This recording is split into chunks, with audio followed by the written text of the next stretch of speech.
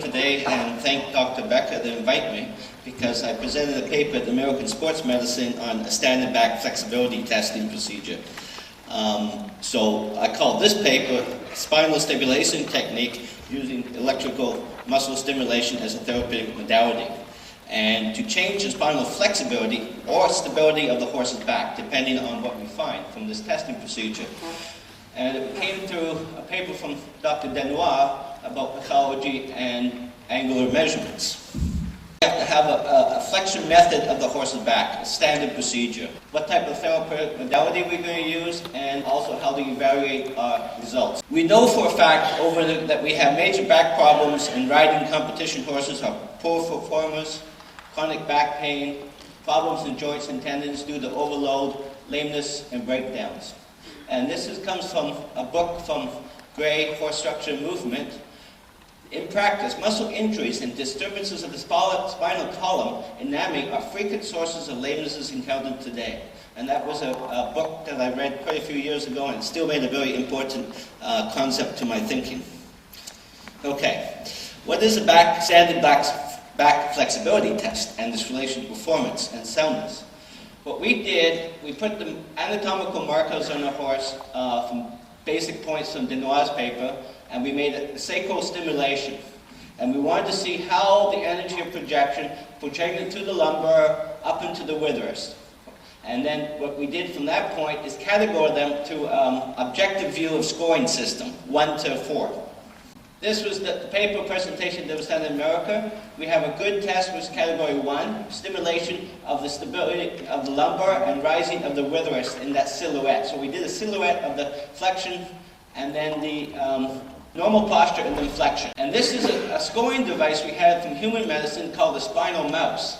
And it takes, for humans, to measure from thoracic vertebrae 1 to the sacrum.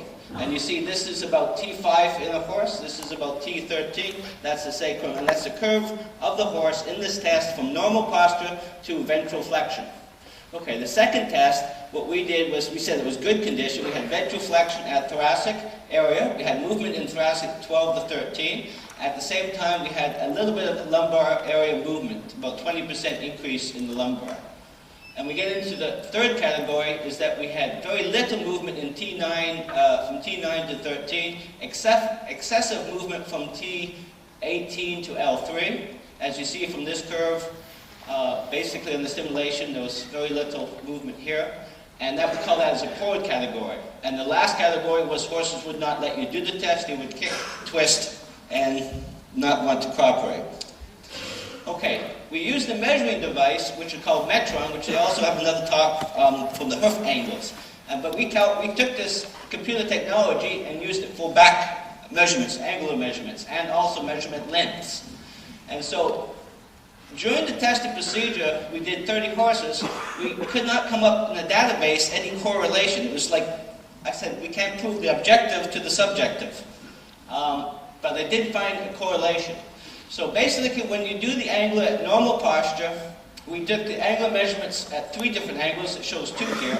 But what we calculated the T5 to T13, T18 angle, and the T13, 18 LS joint angle.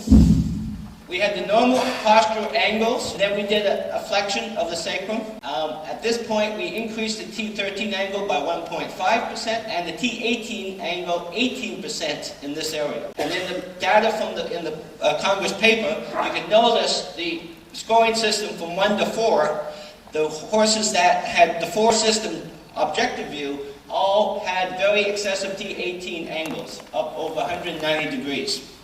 That was a correlation from the objective view. Okay, so we have the scoring system, objective, subjective, the 2s, the 5s, the 3s, 3 5s, and 4s. And we did 30 horses with this test. The green lines are your normal posture standing. There's no basic correlation there, just that this horse is in normal posture angles.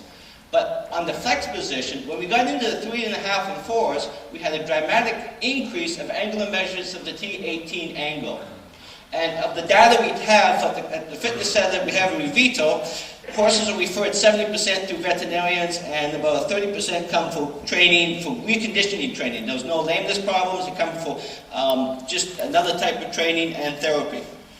And what we found out, of the horses that we have two videos to show you, we have horses with the iliosacral problems, all in category 3.5s and 4s. Every one that we had came out with that type of scoring system on the subjective. Okay, now, since we correlated a possibility, we can see if we can change angular measurements by any type of physiotherapy modality or training techniques, either it's water training, or it's to do with high-speed lock bond, or it's to do transitions, whatever. Okay, we use the electrical muscle stimulation technique, TENS. It's a contraction method. It's a high impulse, high frequency on between L3 and L5. At that same time, that pushes the contracts the muscles and stabilizes the low spine. So the projection of the next stimulation points are on the bowel muscles, both on the abs and the midline of the sternum, which again lifts up the thoracic. So you stabilize the low back and you increase the thoracic lift. Now, we have a video here, and I don't think the computer's going to work because it's going to go black. We're supposed to do it. So we have to turn the computer just for 1 second. You can see both these horses were diagnosed with scintigraphy. Both had iliosacral stresses, had a high radioactivity that came in, we referred to. This horse went from the therapy we had, from 5 therapies we did with some basic training. We were able to increase the horse's level of training. She's an S dressage now and quite successful. We also did x-rays of this horse before and after with the stimulation technique at flexion and posture. And you can see the changes there, basically. So in this theory, was done at clinic in Therapeutic. The second horse was a DOKR research horse, a performance problem. Clinically examined, no sign of any lameness, but very bad performing, did not want to jump, just quit training. And this is a little more difficult. You can see the nervousness, the stress of the horse.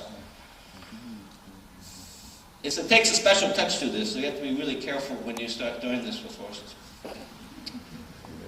They low up or go up, I say.